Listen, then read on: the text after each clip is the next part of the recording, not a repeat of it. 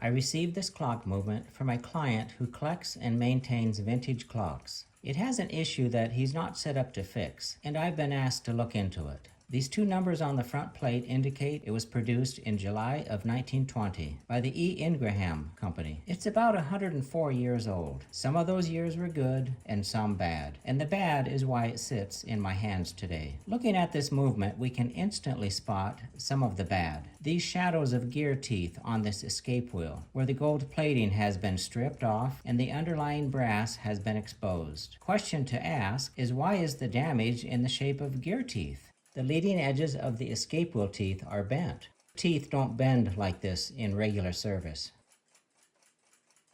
Looking at each individual tooth up close, the deformed teeth can be seen more clearly.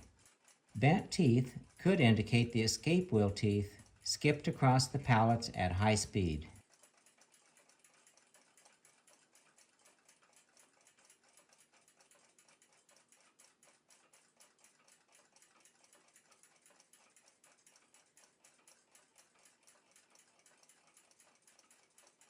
Looking at the exit pallet, you can see the teeth hitting the impulse surface of the pallet and not going into the lock position.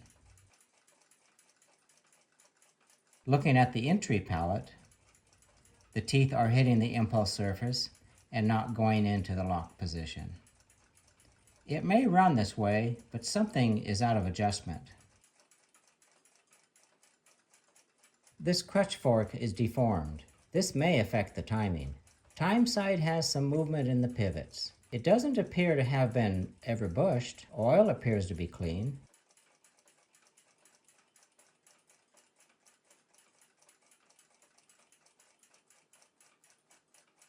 The only issue I've been asked to address is on this strike side winding arbor. It ratchets when wound, but the mainspring releases when the key is released. Sign of a butcher here. Even if one were to look at this work and characterize it generously and forgivingly, it can only be understood as profoundly bad. And I have seen bad. Rust from acid solder flux, solder where it doesn't belong, and topped off with some type of epoxy. The ratchet wheel should be connected directly to the winding arbor. Well, it's not when releasing the key. I'm seeing epoxy on the inside of the plate here. The pin connecting the ratchet wheel to the arbor must be sheared off inside, or at least partly. The plates will need to be separated so that the strike side winding assembly can be removed. I've put a mainspring clamp on the time side. A standard mainspring clamp won't work on the strike side because it can't be wound. So I'll use a plastic tie to confine the spring. Make sure it's centered on the spring. This will work. I've separated the plates and pulled the mainspring assembly out. Time to see what we have to work with here. There's a blackish tarnish in this area. I suspect an interaction with the acid flux that didn't get cleaned off from the solder job. These darkened splotches here are pitting in the brass, probably from aggressive cleaning practices. This epoxy will need to be removed.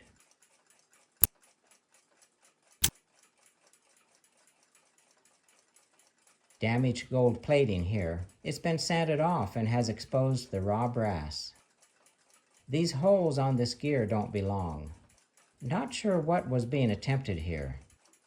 Looks like the arbor, retaining washer, and ratchet wheel were all soldered together as one unit. About the time you think you've seen it all, something like this enters your life. Effort was made at fixing this, but none of us would want this type of work done on our car.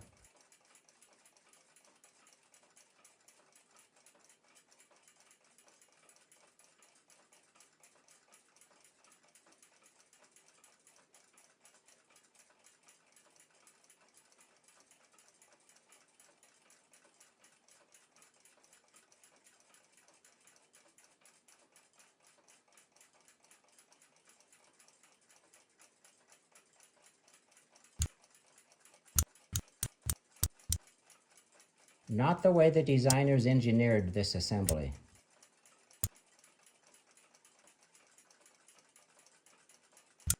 Well, let's clean it up and see what we have to deal with. I'll use solvent and a wood scraper so as not to damage what gold plating is left on the movement. Using metal tools here would leave scratches and tool marks, and none of us like seeing those. The solvent will soften the epoxy, and the wood scraper will safely remove it from the plate. A non-destructive way to remove this type of stuff.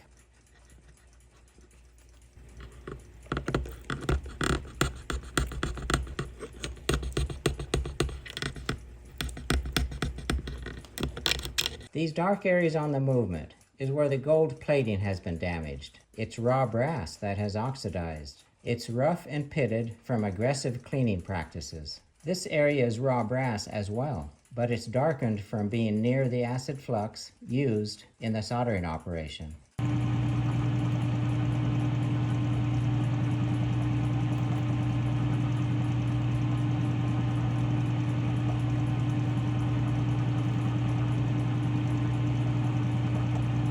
I've cut most of the epoxy and solder off on the lathe that can be done safely. I'll remove the rest by hand. I could heat it up to melt the solder, but I don't want to risk damaging the parts from the heat needed to do this.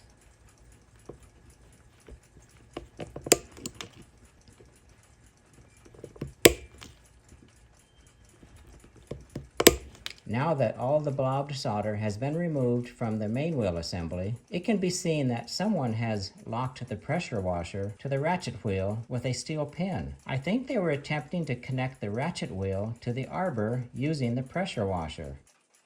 This steel shoulder has been center punched in multiple areas to hold the pressure washer. So it looks like the washer was either removed in the past or tightened.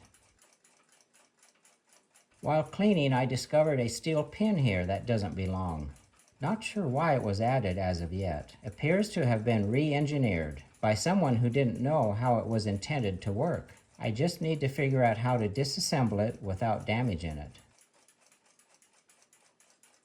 A couple taps with a brass hammer and it's separated. This cutout on the sides of the ratchet wheel is where the original mounting pin was. There's a sheared off piece of pin here. And here in the arbor, the remains of the other part of the pin. Still puzzled about the purpose of this steel pin here.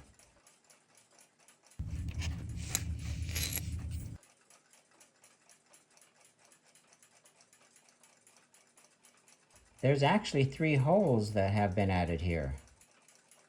These 2 are drilled at an angle. Odd, they were drilled into the ratchet wheel. Someone attempted to lock the ratchet wheel to the main wheel. The ratchet wheel and main wheel are not designed to be mounted solid with each other.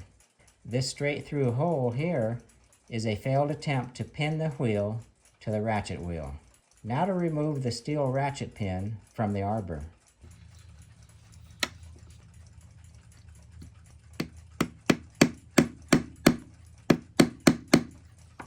It didn't budge.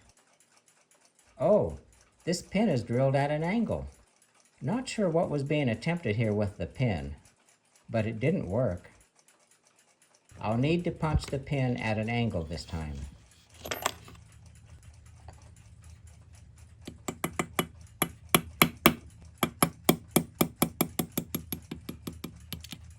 Came out quite easily. Now the original pin. We'll grab this with a pair of pliers.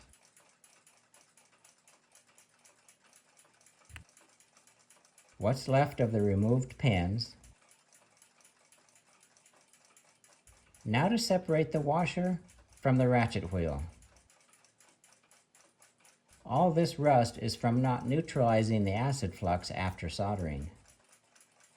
All cleaned up. I've contacted the client and he has said to move forward with the repair using these parts. For the pin, I'll use some drill rod because of its excellent shear strength.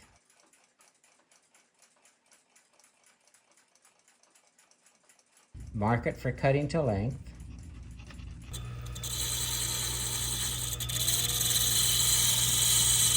fits on the arbor shaft perfect.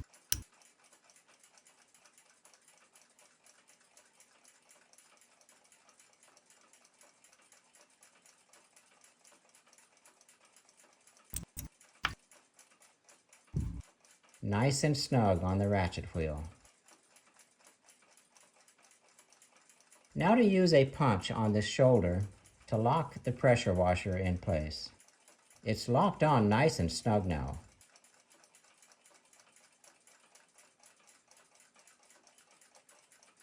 It works nicely as designed.